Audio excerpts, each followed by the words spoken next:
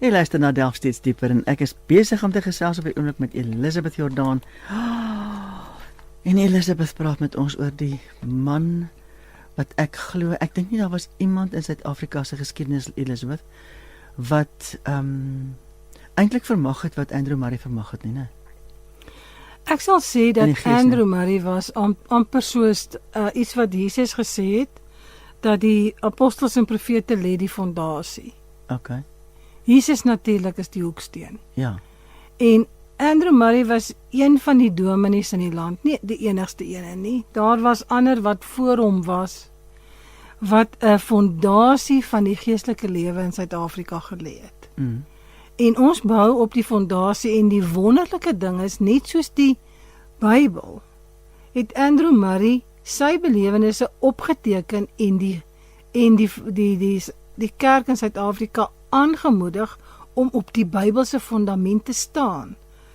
Jy sien, so wat vandag nie meer gedoen word nie, is byvoorbeeld as jy nou dink aan sy boek om in die heiligdom, wat hy die hele boek van Hebreërs vers vir vers bespreek en die dieper goed daarin verduidelik. Ja. Nou wat jou hart laat opspring van vreugde oor ons hoëpriester. Ja. Byvoorbeeld, dit is nie meer iets wat vandag algemeen aangebied word nie.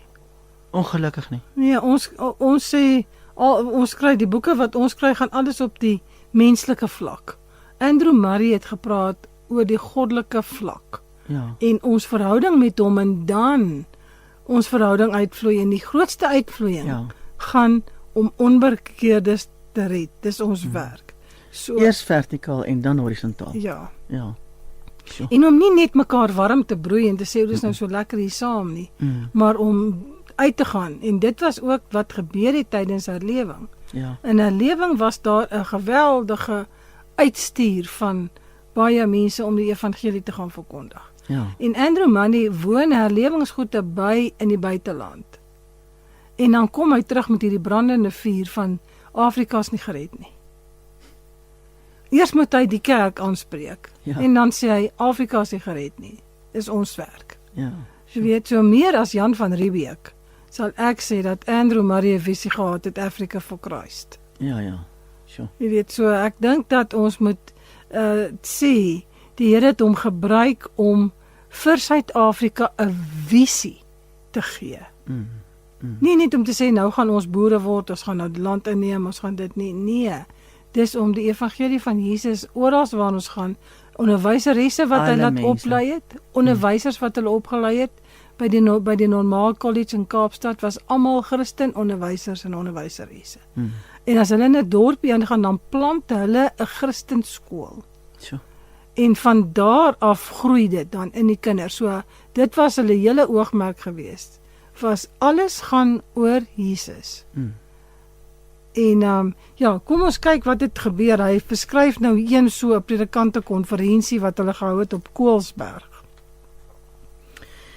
Die eerste vraag by die konferensie was of die disippels se blydskap om Jesus na die opstanding te sien blywend was. Sê weer?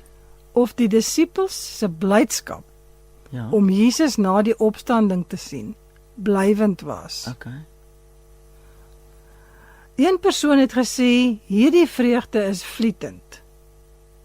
Veral as 'n Christen ontrou was en sy gewete pla hom nou. Oh my.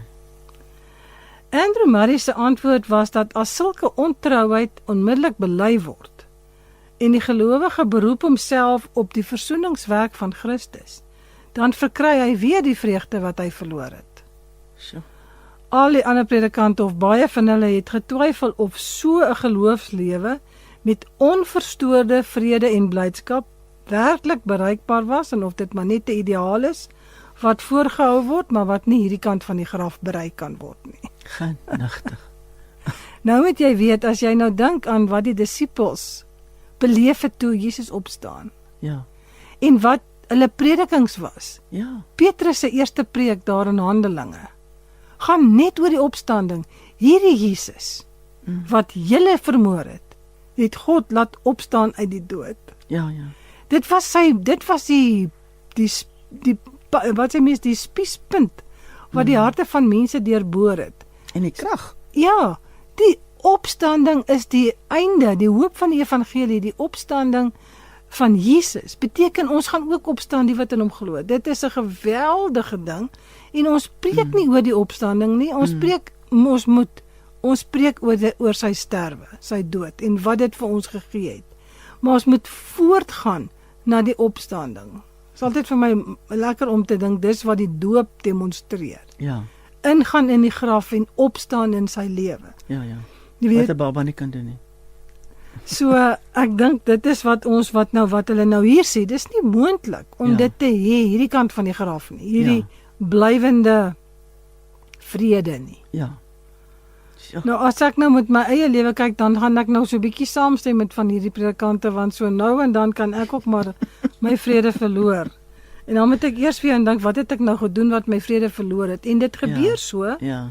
Jy weet dat 'n mens se vrede weer herstel word.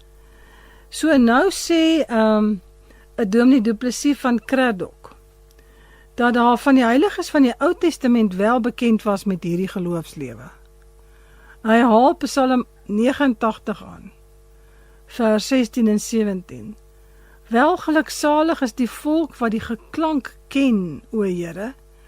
Hulle wandel in die lig van die aangesig. In u naam juig hulle die hele dag, en deur u geregtigheid word hulle verhef. Hy sê wel hulle, veral hierdie psalmskrywer, het dit die hele dag gehad. So, hy kan nie dink dat dit onmoontlik is nie, en ons is nou nie eers meer in die Ou Testament nie. Nou hy sê, hulle geloofslewe was baie hoog, hierdie heiliges van die Ou Testament. Maar hoeveel te meer moet dit dan nou nie wees vir gelowiges wat in die Nuwe Testament lewe nie. So, dit met hierdie verwesenliking van die inwendige Christus, moet ons lei na meer gebed om wel hierdie vreugde te smaak.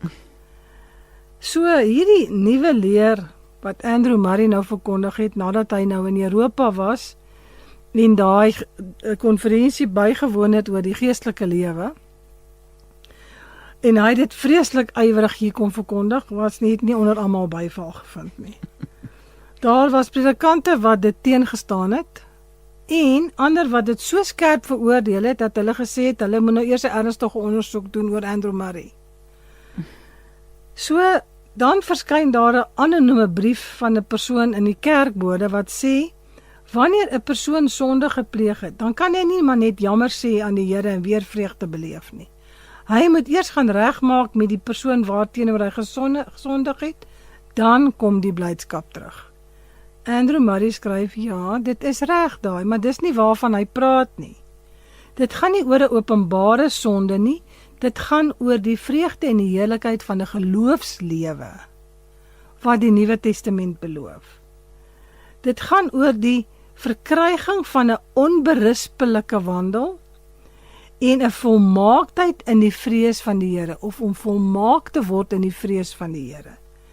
En wat 'n heerlike vryheid is wat God vir sy kinders beloof, waar ons die hele dag in liefde en gemeenskap met die Vader vreugde kan beleef. So hy sê dit is presies waar, as jy teenoor iemand gesondig het, dan moet jy dit gaan regmaak, dit is dit, maar hy praat oor iets innerlik, wat met jou gebeur. Byvoorbeeld, niemand weet ek het 'n sonde gedoen nie. Ek het dalk in my gedagtes net iets verkeerd gedink, en dan verloor ek die teenwoordigheid van die Here.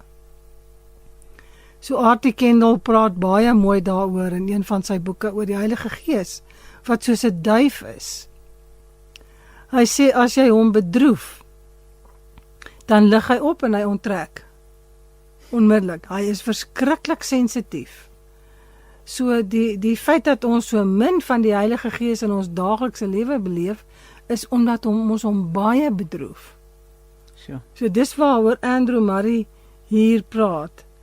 Hy sê, een van die broers by 'n vergadering het gekla, dat hy ten spyte van 'n nougesette wandel met die Here dit onmoontlik vind om blywende vreugde te hê. Maar miskien is hy ontrou in sy daaglikse lewe, in sy binnekamer, in die bewaring van sy gedagtes en hart, en selfs in sy manier hoe hy sy ampt bedien. Hy sê selfs waar iemand beswaard bly oor 'n spesifieke sonde en gedurig sy tekortkominge raak sien, en dan kan hy later glad nie met sy gewete saamleef nie, sodat hy selfs nie eers meer een enkele dag onafgebroke blydskap kan beleef nie. Vir iemand wat werklik oorgegee is aan die lig en liefde van die Here, maak hy voorsiening deur die Heilige Gees. Hy sê, die Christen moet aan die een kant op die Here Jesus vertrou om hom getrou te bewaar, en die ander kant mag hy homself op die oomblik wat hy 'n onbedagte optrede het en van 'n afwyking van sy wandel bewus word, onmiddellik vergifnis ontvang en herstel word in die liefde en die vrede van die Here. Dis hoekom ons 'n verbond het met die Here. Dis sy belofte aan ons. Ek maak 'n ewige verbond. Ek sal my vrees in hulle hart gee, sodat hulle nie van my afwyk nie. So Andrew Murray sê dat hulle moet dit gaan doen en hulle gaan toe en hulle ondersoek Andrew Murray se gemeente om te sien of sy gemeente in blywende vrede leef.